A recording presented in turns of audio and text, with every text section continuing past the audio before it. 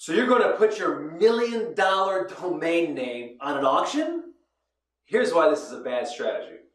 Hi, I'm Chris Zeicher, and today I'm going to talk about auctions. So the first thing to know about auctions is that they typically attract the investor, not the end user. Now, the investors are willing to spend anywhere from 40% to 60% off of retail for a domain name. And that's simply because they're going to hold that domain name and they're going to sell it at a later date. The second thing that you need to know about auctions is visibility.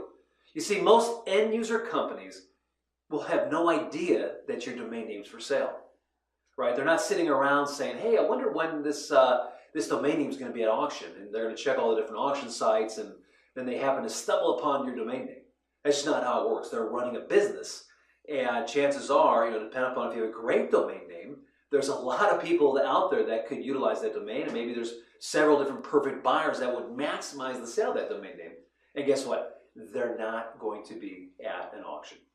The third thing is just timing. You see, even if an end user company knows about your domain name, timing is still a big issue.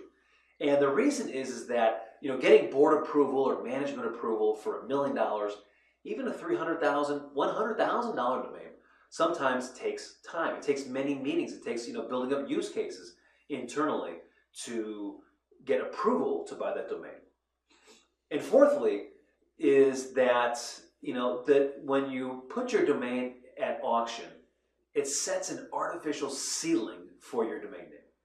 Now, let's say that end user companies are out there, they're watching it, and they haven't got board approval yet, and they see that domain, and they see it going for, maybe it capped out at 40% of the retail value. No one wanted to buy it, it was too expensive.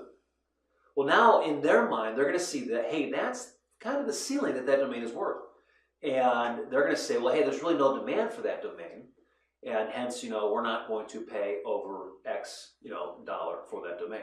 Right or wrong, it sets an artificial ceiling. That's why, at Media Options, when we have $1 million domains, we very, very rarely put them in an auction scenario. Now, we may do a private auction that's in a private scenario that only the companies that we approach can see it. It's a much different scenario than a public auction. I hope you enjoyed these tips today. Please leave a comment down below and I'll respond back. And also, hey, please subscribe to my channel and hit like. And I did put some extra links down below, so if you do like them and you want some more information, please click on the links in the description.